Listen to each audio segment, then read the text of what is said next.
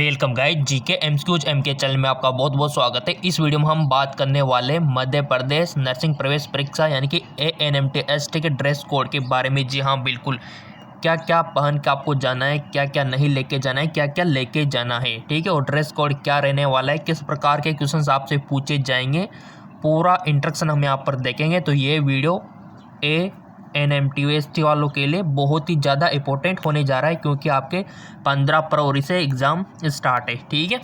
तो देख लेते हैं पहले ड्रेस कोड के बारे में। काफ़ी सारे स्टूडेंट पूछ रहे सर हमको ड्रेस कोड बताइए, हम काफ़ी कंफ्यूज है। तो चलिए पहले ड्रेस कोड जाने से पहले कि आपको इंपॉर्टेंट चीज़ें कौन कौन सी लेके जानी है, ताकि आपकी एंट्री में कोई दिक्कत ना हो, ठीक है।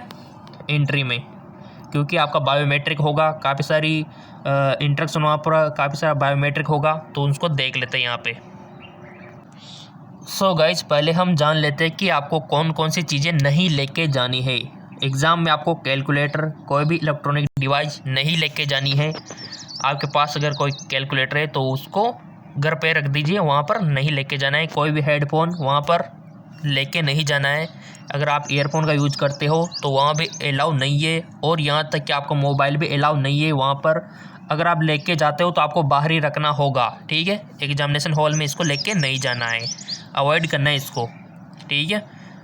इन चीज़ों को ध्यान रखना, सभी हम आपको बता रहे हैं। और अगर आपको कोई भी ज्वेलर्स पहन रखा है, चाहे आपके नाक में हो, ठीक है, इनको रिमूव कर देना है घर पर ही, अलाउ नहीं है कोई भी ज्वेलर्स। काफ़ी सारी गर्ल्स इनको पहनती है, तो फिलहाल के लिए उनको रिमूव करना होगा, अवॉइड करना होगा, ठीक है। क्योंकि काफ़ी सारे स्टूडेंट क्या होते हैं, इनमें डिवाइजें रख के आ जाते हैं, ठीक है, तो इसलिए इनको रिमूव कराया जाता है। अगर हाथ में आपने कोई भी ब्रासलेट पहन रखा है, कोई भी चीज़ें पहन रखी है, ज्वेलर्स पहन रखा है, तो प्लीज़ उनको रिमूव कर दीजिए, अभी आपके पास टाइम में। किसी भी प्रकार का ब्रासलेट नहीं होना चाहिए, चेन्स नहीं होना चाहिए, देख रहे होंगे आप, ठीक है, ये अलाउ नहीं है। अगर आपने गले में चेन पहन रखी है, नेकलेस पहन रखा है, प्लीज़ उनको रिमूव कर दीजिए, आपके एग्ज़ाम में ये अलाउ नहीं है, ठीक है। काफ़ी सारी चीज़ें हमने आपको बता दी है, तो इन चीज़ों को आप रिमूव कर सकते हो, ठीक है। सो गाइज, अगर आपने हाथों में कोई रिंग पहन रखी है, माथे पे कुछ ज्वेलर्स पहन रखा है, ठीक है, या फिर आपने नोज में पहन रखा है, तो इनको रिमूव कर दीजिए, क्योंकि ज्वेलर्स अलाउ नहीं है। और कैलकुलेटर, मोबाइल, हेडफोन, ये सभी अलाउ नहीं है, जैसा कि हमने आपको पहले ही बता दिया है। अब आपको कौन कौन सी चीज़ें वहाँ पर लेके जानी है, वो लेके जाना है आपको एडमिट कार्ड। एडमिट कार्ड आपको लेकर जाना है वहाँ पे, ठीक है। ये यहाँ पर कंपलसरी है एडमिट कार्ड, इसके बिना आपका प्रवेश नहीं होगा, तो आपको एडमिट कार्ड लेके जाना है। और क्या लेके जाना है वो भी हम यहाँ पर जान लेते हैं। आप पेन लेके जाना है, ठीक है, अगर आप रफ कार्य करने के लिए। पासपोर्ट साइज़ का फ़ोटो आपको लेके जाना है, ठीक है जी, बिल्कुल। पासपोर्ट साइज़ का फ़ोटो आपके पास एक्स्ट्रा होना चाहिए, 2-3 फ़ोटो ले जाओ तो बेस्ट रहेगा आपके लिए। और आईडी तो बहुत कंपलसरी है। देखो, आईडी में आप, अगर आपके पास, देखो आईडी में आधार बेस्ट है, अगर आपके पास है तो ये बेस्ट है, क्योंकि इससे बायोमेट्रिक अच्छा होता है, आपका फिंगरप्रिंट अच्छा होता है। सैनिटाइज़र अगर आप ले जाओ तो बेस्ट है, अदरवाइज़ वहाँ पर भी उपलब्ध होगा, बट आप जैसे ट्रैवल करके आओगे तो थोड़ा सा 50 ml का रहेगा तो बेस्ट है। और मास्क तो आपको पहनना ही है, तो ये चीज़ें आपको अपनानी है। और कौन कौन सी नहीं अपनानी है वो हमने आपको बता दिया है, और भी इंस्ट्रक्शन हम यहाँ पर देख लेते हैं। अभी आपने यहाँ पर देखा कि कौन कौन सी चीज़ों को अवॉइड करना है और कौन कौन सी चीज़ों को लेके जाना है। तो फाइनली यहाँ पर इंस्ट्रक्शन दे रखा है कोविड-19 को लेकर, उनको भी हम यहाँ पर चेकआउट कर लेते हैं। काफ़ी सारे इंस्ट्रक्शन आप खुद को पढ़ने हैं यहाँ पे, ठीक है। तो जैसे कि यहाँ पर एडमिट कार्ड दिया हुआ है, इनसे पहले यहाँ पर शॉप किया जाता है कि ये इंस्ट्रक्शन, ये देखिए, इनको हम जूम आउट कर लेते हैं। एडमिट कार्ड में भी काफ़ी सारी इन्फॉर्मेशन दे रखी होगी, और यहाँ पर जो इंस्ट्रक्शन दे रखा है कोविड-19 को लेकर, ये देखिए, सावधान है, सुरक्षा को, सोशल डिस्टेंसिंग आपको बनाए रखनी है। ये देखिए, 2 सीटों के बीच गैप रखा जाएगा, अच्छी बात है। हेड सैनिटाइज़र काफ़ी सारे यहाँ पर दे रखे, इन सब को रीड कर लेना प्लीज़। किसी भी भीड़ से बचने के दूरी बनाए रखनी है। एडमिट कार्ड में रिपोर्टिंग टाइम से पहले आपको पूछना है, अच्छी बात है, ठीक है। परीक्षा से पूर्व क्या होगा, बाद में क्या होगा, सब कुछ यहाँ पर दिया हुआ है। और यहाँ पर दे रखा है कि परीक्षा से संबंधित दस्तावेज, एडमिट कार्ड, ID आदि की जानकारी एडमिट कार्ड में देखिए आप, ठीक है। साधारण ये तो ले जा सकते हो, ठीक है, कोई दिक्कत वाली बात नहीं है।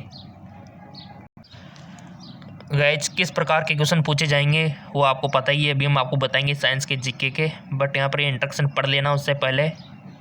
देखिए एडमिट कार्ड कंपलसरी है, परीक्षा में आपको बायोमेट्रिक होगा, ID कंपलसरी है, ये आपको लेके जाना है, ठीक है, ID।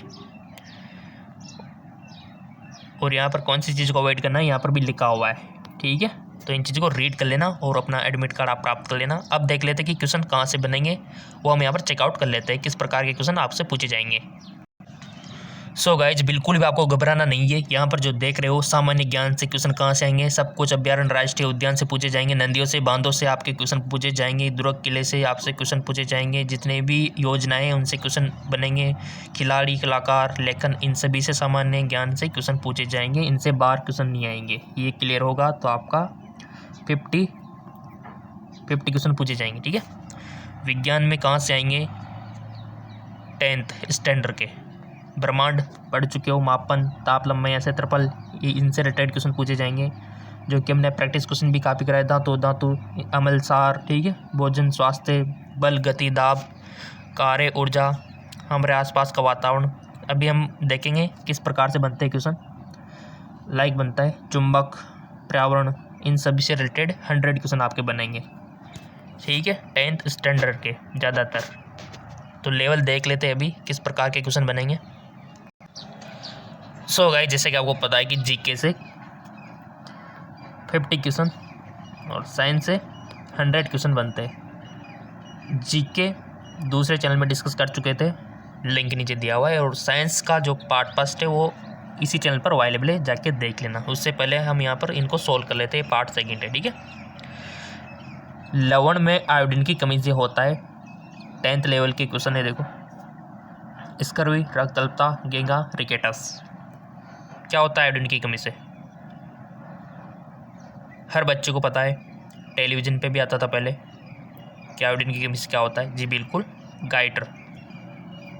1 नंबर आप दे सकते हो अगर आपने सही किया है तो। नेक्स्ट,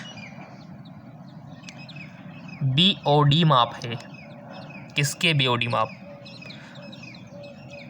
10वीं की जो बुक है, NCERT हो या फिर आपकी हो, तो वहाँ पर पर्यावरण वाला चैप्टर है, वहाँ से क्वेश्चन बनाई है, और वहाँ से बनेगा पर्यावरण वाले से हमेशा बनता है अजैव न्यूनीकरण कार्बनिक तत्व, जैव निनिपत कार्बनिक तत्व, A और B उपयोग में से कोई नहीं।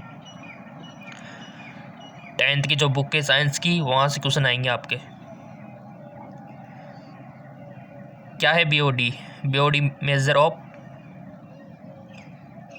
Select one option, I hope select कर लिया होगा, लेट मी चेक। जैव निम्नपथ कार्बनिक तत्व का, ठीक है, बायोग्रेड ऑर्गेनिक मैटर। नेक्स्ट, वृद्ध महिलाओं में ऑस्टियोपोरोसिस मुख्य रूप से पाया जाता है, ये किसकी कमी से होता है, sodium, calcium, magnesium, phosphorus. Osteoporosis यानी कि हड्डी का कमजोर, तो किसकी कमी से होता है। अब देख लो, हड्डी कमज़ोर है तो किस वजह से है, किसकी कमी से होती है, आपने पढ़ रखा है। सिंपल, कैल्शियम, क्योंकि कैल्शियम की तो बनी होती ना। बहुत अच्छा क्वेश्चन। हरित क्रांति शामिल करती है फसल की विविधता में सुधार, खाद के ज़्यादा उपयोग, सिंचाई का विस्तार, उपयुक्त भी।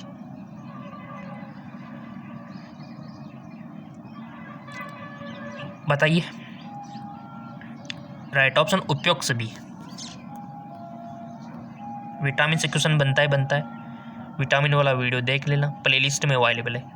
इनमें से कौन सा विटामिन जल विलेय है, A, D, C के। ट्रिक हमने आपको बताए रखी है, जल विलेय और वसा विलेय, ठीक है। जल विलेय को याद रख लो, बाकी सब वसा विलेय। तो जल विलेय को कैसे याद रखें, तो हमने आपको बताया था WBC। जी बिल्कुल, यहाँ पर WBC का मतलब वाइट ब्लड सेल्स नहीं है, यहाँ पर WBC का मतलब है वाटर, विटामिन B, C, यानी कि वाटर में कौन कौन सोल्यूबल है, B और C। तो इनमें से कौन सा विटामिन जल में विलय है? देख लो भी, बता दिया मैंने तो BC, तो आपने भी बता दिया होगा, विटामिन C आएगा। ठीक है, ट्रिक से काम होता है। देखो अगला क्वेश्चन बहुत अच्छा है, वायुमंडल से रिलेटेड है। यहाँ पर वायुमंडल में 78% नाइट्रोजन और 21% ऑक्सीजन उपलब्ध है। आयतन में, भार में, घनत्व में, सभी तीनों में। आयतन में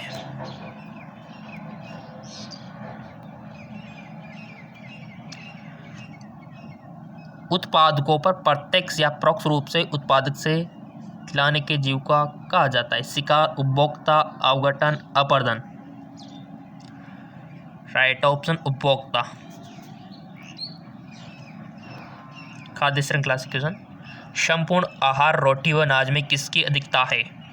प्रोटीन, रेशे, विटामिन C, कार्बोहाइड्रेट, रेशे, विटामिन B, वसा, आयरन, प्रोटीन, पानी व शामिल अमीनो अम्ल। रोटी व अनाज में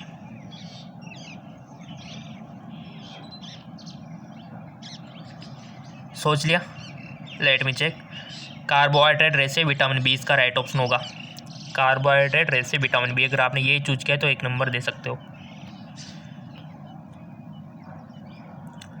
10th स्टैंडर्ड से क्वेश्चन बनेंगे आपके। अम्ल वर्षा की pH है सिंपल 5.6 या फिर 5.6 से अधिक, 5.6 से कम। स्केल तो पता ही होगा, pH स्केल आपको। ठीक है, 1 से 14 तक होता है। न्यूट्रल कहाँ होता है? 7 पे। 7 से कम की ओर जाए तो अम्लता बढ़ती है, 7 से ज़्यादा की ओर जाए तो क्षारीयता बढ़ती है। ठीक है, अम्ल वर्षा का pH मान कितना होगा? अब तो आ ही गया होगा आपको। देखो उदासीन तो नहीं होगा, यानी कि 7 तो नहीं होगा, और ज़्यादा कम भी नहीं होगा, क्योंकि ज़्यादा कम जाएगा तो और ज़्यादा अम्लता हो जाएगी। तो बताओ अब इसका राइट ऑप्शन क्या होगा? 5.6 से कम। ठीक है, अगला क्वेश्चन, विटामिन B2 की कमी का परिणाम हो सकता है। विटामिन वाला वीडियो बना दिया है हमने, प्लेलिस्ट पर अवेलेबल है इसी चैनल पे, और दूसरे चैनल पर GK है, GK सामान्य विज्ञान, आपकी मध्य प्रदेश की GK। दूसरे चैनल का लिंक जैकलॉन जॉब है, लिंक नीचे है। विटामिन B2 की कमी का परिणाम हो सकता है कमजोर दृष्टि, सुस्त त्वचा, दांतों का गिरना, त्वचा विक्षिप्त। हमने आपको पहले बता रखा है विटामिन के रासायनिक नेम, उनके सोर्सेज, उनकी कमी से होने वाले रोग, सब कुछ बता रखा है। अगर वो वीडियो देख लिया होगा तो 5-6 नंबर पक्के। राइट ऑप्शन त्वचा लीजन यानी कि विकृत। अगला है आपका ई कचरे की समस्या से निपटने के लिए सबसे अच्छा तरीका होगा मिट्टी के अंदर दबाना, कचरे को अलग करना, सभी ई कचरे को एकत्रित कर उनका पुनर्निर्माण करना, सभी ई कचरे को घर के पीछे के क्षेत्र में जलाना। बताइए, राइट ऑप्शन हो जाएगा सभी ई कचरे को एकत्रित कर उनका पुनर्निर्माण करना। अगर आपने ये सही किया है तो 1 नंबर दे लो अपने आप को, और नंबरिंग देते जाओ, और ऐसा समझो, ऐसी फीलिंग लाओ कि हम एग्ज़ाम दे रहे हैं। उसी ईमानदारी से यहाँ पर करो, आपको कोई दिक्कत नहीं होगी एग्ज़ाम में फिर, क्योंकि वहाँ पर भी ऐसा ही लगेगा कि हम वीडियो में देख रहे हैं और हम सही कर रहे हैं। बिल्कुल ऐसी फीलिंग आएगी, बिल्कुल भी डर नहीं लगेगा आपको। अगर आप बिना प्रैक्टिस के जाओगे तो डर लगेगा, आप और गलती और करके आओगे वहाँ। तो बेस्ट है कि प्रैक्टिस करो और फिर जाओ, आपको ऐसा लगेगा कि हम बस मोबाइल में कर रहे हैं। विटामिन C का रासायनिक नाम क्या होगा? विटामिन C का रासायनिक नाम क्या होगा? सिट्रिक अम्ल, टार्ट्रिक अम्ल, एस्कॉर्बिक अम्ल, एसिटिक अम्ल। देखो विटामिन का वीडियो हमने तो बना रखा है, प्लेलिस्ट पे है, और आपने देखा नहीं देखा ये तो आपको ही पता है, क्वेश्चन तो आएंगे वहाँ से। तो राइट ऑप्शन इसका हो जाएगा एस्कॉर्बिक अम्ल।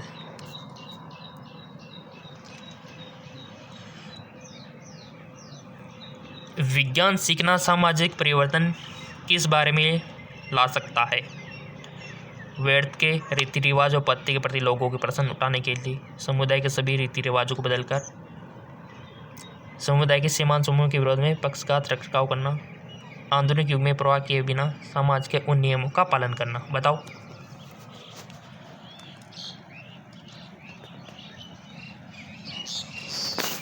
सोच लिया होगा आपने अपना ऑप्शन। Late me check. व्यर्थ के रीति रिवाज व पत्ती के प्रति लोगों को प्रश्न उठाने के लिए जागरूक करना। अगला है आपका, अलग अलग स्रोतों से प्राप्त प्रोटीन की तुलना करने के लिए उपयोग में लाए जाने वाला मापक को कहते हैं कैलोरी, संपूर्ण प्रोटीन मात्रा, शुद्ध प्रोटीन उपयोग, प्रोटीन प्रतिशत। राइट ऑप्शन शुद्ध प्रोटीन उपयोग। असमान द्रव्यमान की दो वस्तु एक ऊंचाई से गिराई जाती है, किस क्षण उसका बराबर होगा? संवेग, त्वरण, विभवीय ऊर्जा, गतिज ऊर्जा। सिंपल, त्वरण। पढ़ रखा है आपने 10th में। निम्न में से कौन एक जलीय अनुकूलन नहीं है? धारा रहित शरीर, खगोलीय हड्डी, गिल्स की उपस्थिति, पंखों की उपस्थिति। देखो, जो 12th में साइंस के होंगे उसको तो कोई दिक्कत आने वाली नहीं है। जो और बैकग्राउंड से होंगे तो उनको देखो 10वीं की साइंस आनी चाहिए, तब तो आप साइंस को ऐसे कर सकते हो, ठीक है, क्योंकि 10th स्टैंडर्ड का ज़्यादा है इसमें। निम्न में से कौन एक जलीय अनुकूलन नहीं है? धारा रहित शरीर, खगोलीय हड्डी, गिल्स की उपस्थिति, पंखों की उपस्थिति। तो राइट ऑप्शन क्या होगा इसका? खगोलीय हड्डियाँ, ठीक है।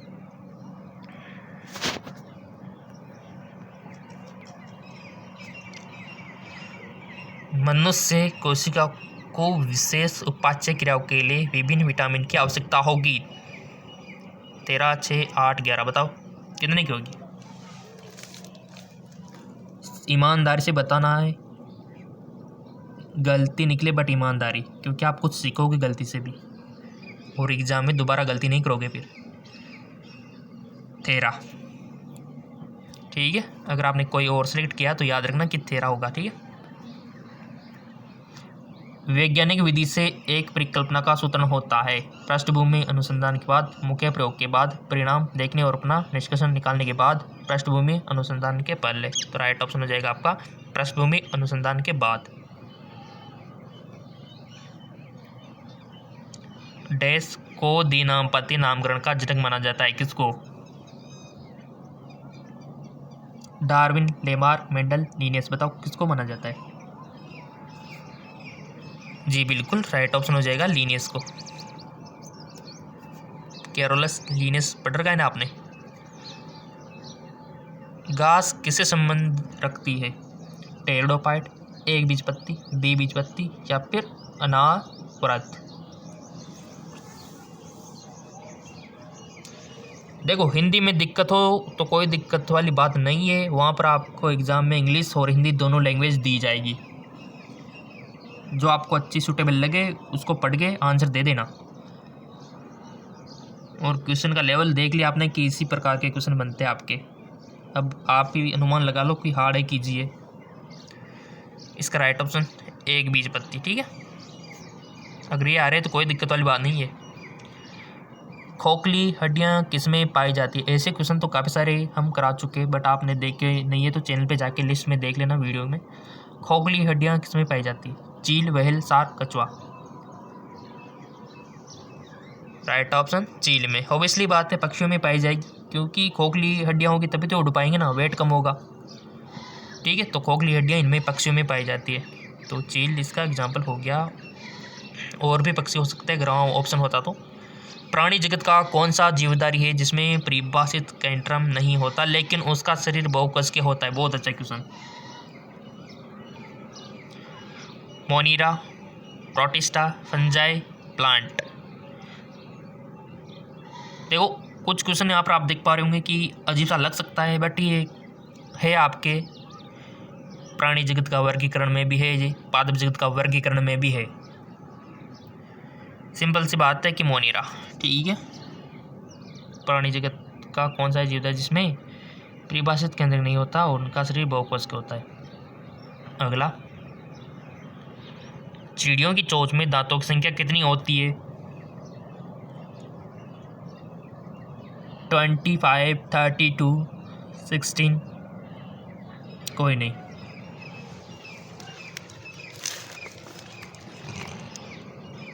सिंपल सी बात है, साइंस की जीके देखो, दांत कहाँ होते हैं? चोंच तो कुछ ऐसी होती है ना, आपने देखा होगा, इस प्रकार की होती है, ठीक है, इस प्रकार की। तो उसमें तो होते नहीं है दांत, वो तो एक प्रकार से तीखी तीखी होती है, ठीक है, उसमें दांत नहीं होते। तो ये तो आपको कंफ्यूज करने के लिए एग्जामिनर आपकी नॉलेज चेक करना चाहता था, क्योंकि बहुत सारे तुक्का लगाना चाहते हैं ना, तो क्या पता किसी पे भी लगा देंगे। तो ऐसा नहीं है, आपको नॉलेज होना चाहिए। आकस्मिक परीक्षण विज्ञान की महत्वपूर्ण खोज की तरह प्रदर्शित करता है। नीचे दिए गए तत्वों में कौन सा इसका उदाहरण नहीं है? पेनिसिलिन की खोज, पारदो मिश्रण की खोज, प्राकृतिक विवरण का सिद्धांत, रोजेंटम के द्वारा एक्स किरणों की खोज। राइट ऑप्शन प्राकृतिक विवरण का सिद्धांत। निम्न में से कौन सा कथन सही है जो श्वसन गैस को रुधिर पूरा संचारित करता है? पढ़ो, पढ़ के आंसर देना है।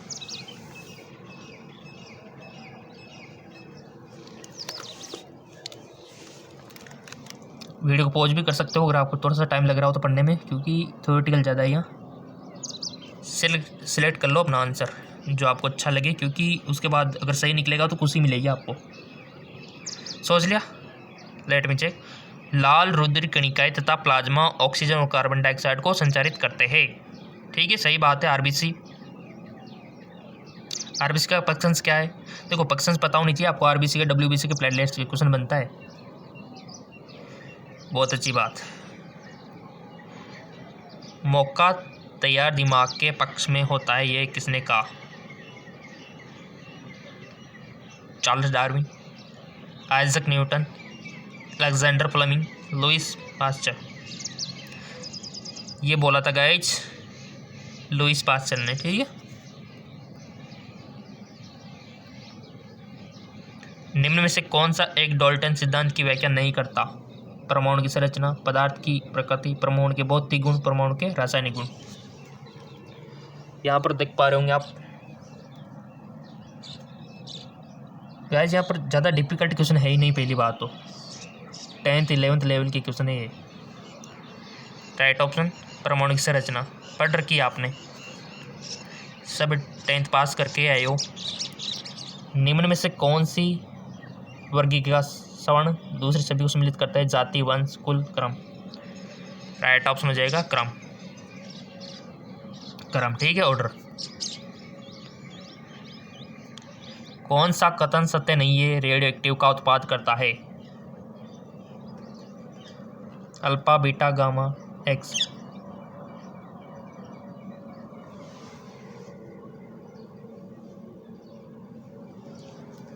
राइट ऑप्शन एक्स के ने।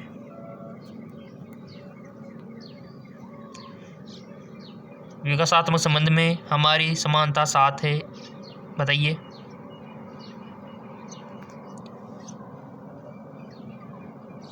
एस्किमो लड़के के साथ, गोरिल्ला के साथ, बंदर के साथ, लोरिस के साथ। तो राइट ऑप्शन एक एस्किलो लड़के के साथ।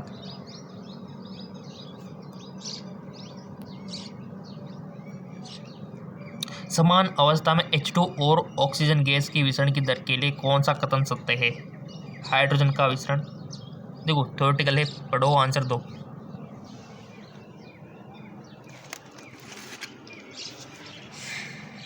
क्वेश्चन का लेवल पता लग ही गया आपको, कहाँ से पूछे जा रहे हैं, किस प्रकार के पूछे जा रहे हैं। घबराने वाली बात बिल्कुल भी नहीं है। और यहाँ पर आप अच्छा कर रहे हो ना, यहाँ क्वेश्चन आ रहे हैं ना, तो बिल्कुल भी आपको घबराना नहीं है, क्योंकि इसी लेवल के। अब ये नहीं कि ये वापस आ जाएंगे, ऐसा नहीं। लेवल हाँ बाई चांस रिपीट हो सकते हैं 1-2 क्वेश्चन, बट लेवल पता लग ही गया आपको। और यहाँ पर टिक भी लगा दिया होगा आपने अभी तक। इसका राइट ऑप्शन हाइड्रोजन का विसरण ऑक्सीजन से ज़्यादा तेजी से होगा।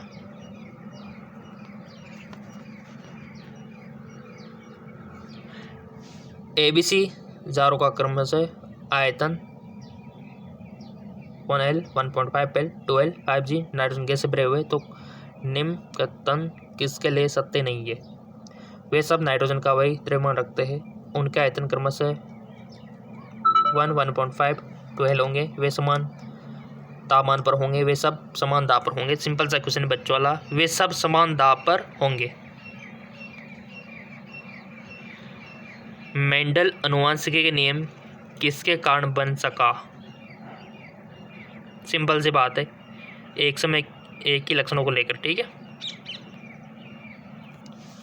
जब हम वर्गीकरण पदानुक्रम में जाति से जगत की ओर जाते हैं तो समान लक्षणों की संख्या होगी अपरिवर्तित, बढ़ना और घटना, बढ़ना घटना। बताओ ईमानदारी से। आई होप आपने सिलेक्ट कर लिया होगा राइट ऑप्शन घटना। ठीक है। श्रीमती पिक्टर बाजार में लाए मशरूम, प्याज, आलू, मछली, स्पैरुलान और फली कितने जगत में आते हैं? 5, 4, 3, 2। सिंपल 3।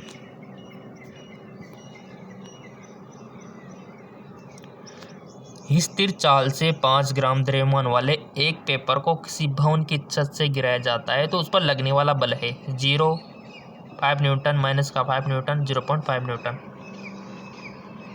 Right option 0। बल व आघूर्ण को परिभाषित करता है न्यूटन का प्रथम नियम, द्वितीय नियम, तृतीय नियम। गति को परिचित करता है। राइट ऑप्शन न्यूटन का प्रथम नियम।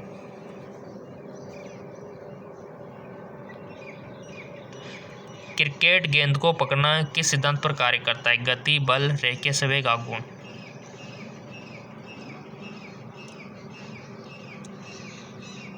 रेखीय संवेग। सिलेबस आपने देख ही रखा है और उसी से रिलेटेड क्वेश्चन आ रहे हैं। हमने आपको पहले बता दिया सिलेबस, तो उसी से रिलेटेड क्वेश्चन पूछे जा रहे हैं। बहुत अच्छी बात है। एक वस्तु स्थिर चाल से वृत्त में घूमती है तो किस प्रकार के बल की आवश्यकता होगी? स्थिर विद्युत बल, चुंबकीय बल, अभिकेंद्रीय बल, घर्षण बल।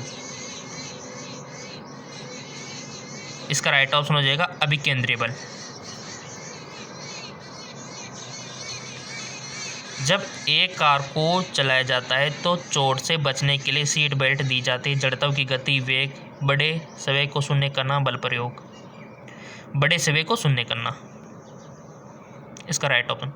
जब एक पत्थर को रस्सी से बांधकर वर्ताकार में घुमाया जाता है तो किया गया कार्य धनात्मक, ऋणात्मक, शून्य, अपरिभाषित।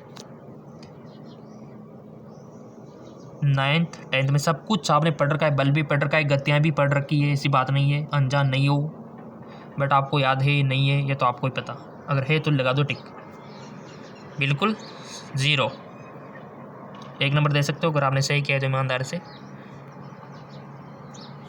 एक तने हुए गोणपा में होता है गतिज ऊर्जा, स्थितिज ऊर्जा, रासायनिक ऊर्जा और ध्वनि ऊर्जा। तो राइट ऑप्शन क्या होगा इसका? स्थितिज ऊर्जा। एक औरत एक सूटकेस 10 मीटर से ऊंचाई अलमारी में रखने के लिए उठाती है तो औरत द्वारा बक्से में लगाया गया कितना का? बिल्कुल सिंपल गाइस। सो गाइज बहुत इजी क्वेश्चन है। अगर आपको पता होगा वृत्त का फॉर्मूला याद करो। देखो फॉर्मूले पता होंगे तो फिजिक्स में कोई डिफिकल्टी नहीं आएगी। चलो हम आपको बता देते हैं। देखो बचपन में आपने पढ़ रखा है कि वृत्त इजगल टू Fs, ये होता है फॉर्मूला। कार्य इजगल टू बल विस्थापन। ठीक है। अगर बल को मल्टीप्लाई कर दिया जाए विस्थापन से तो आपका कार्य किया हुआ आ जाएगा। तो चलो कर देते हैं। यहाँ पर वृत्त तो चाहिए तो F कितना देर का है? 30 न्यूटन। विस्थापन कितना है? 1.5। तो इसका आंसर आ गया 45 जूल। कौन से ऑप्शन में 45? ऑप्शन बी में। तो ये इस प्रकार से हो गया और 1 नंबर हमको मिल गया। सिंपल। तो ये रहा ना आपका आंसर। कितना ईजी है। फॉर्मूले पता होने चाहिए बेसिक बस। एक गेंद तिरछे तल पर घूमते है तो वह रखती है गतिज ऊर्जा, स्थितिज ऊर्जा, दोनों गतिज और स्थितिज, ना तो गतिज और नहीं। बताइए। सिंपल, दोनों गतिज ऊर्जा और स्थिर ऊर्जा। बच्चों वाला क्वेश्चन। एक 1200 वाट की प्रेस को प्रतिदिन 5 घंटे प्रयोग में लाया जाता है तो वह अप्रैल महीने में कितनी विद्युत ऊर्जा उपयोग करती है? बताइए। सो गाइज इससे इजी क्वेश्चन क्या हो सकता है? ठीक है। जैसे कि 5 घंटे प्रतिदिन, तो आपको पता है कि 1 महीने का पूछा है इसने अप्रैल महीने, तो 30 दिन होते हैं।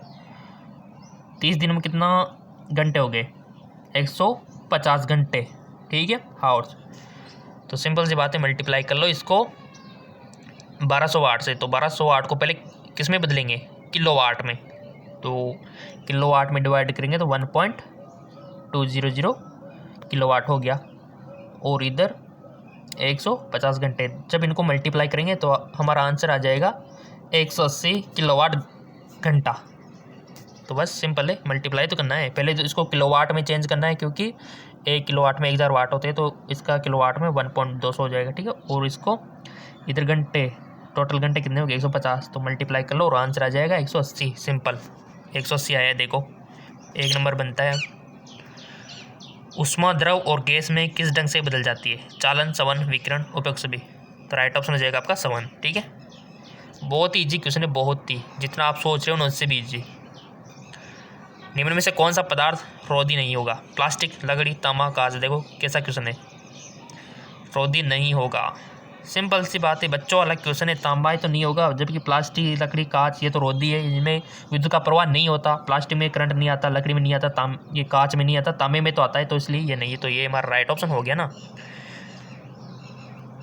सर्दी में स्वेटर हमें गर्म रखते हैं, इसके कारण कहा जाते हैं, वह शरीर की गर्मी को रोकते हैं, वायु के छिद्रों को रोकते हैं, दोनों, उपयोग में से कोई नहीं। सिंपल, ए व बी दोनों, ठीक है। कितने अच्छे अच्छे क्वेश्चन है गाइज। और विटामिन वाला देख लेना, प्लेलिस्ट में है। अभी हम आपको सारा बताएं, जो सारा वीडियो देख रहा है तो फायदे में, उसका तो सिलेक्शन समझो। पानी का त्रिक बिंदु है 0 डिग्री, 0.01, 100, उपयोग में से कोई नहीं। तो राइट ऑप्शन क्या होगा आपका 0.01, ये वाला।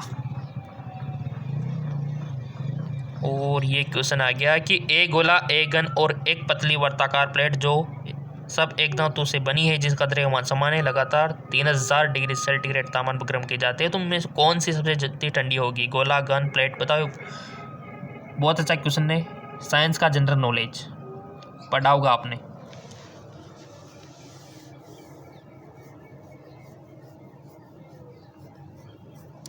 बिल्कुल आपने सही चुना होगा, प्लेट, ठीक है। फैला हुआ होता है प्लेट्स, तो यही सबसे ज़्यादा, क्योंकि सरफेस एरिया बहुत ज़्यादा होता है इसका।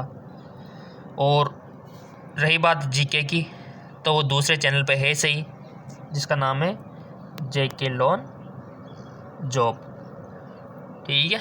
लिंक नीचे ही है। और विटामिन वाला वीडियो इसी चैनल पे है, नीचे जैसे जीके MCQ लिखा हुआ है, लोगो पे क्लिक करोगे तो कुछ इस प्रकार का प्रश्न ओपन हो जाएगा। हम आपको दिखा देते हैं, ये कुछ इस प्रकार से ओपन हो जाएगा। और यहाँ से प्लेलिस्ट का ऑप्शन देख रहे हो ना, यहाँ से ओनली आपको विटामिन का देखना है, ठीक है। यहाँ से विटामिन वाला वीडियो आप देख सकते हो, ये देखो,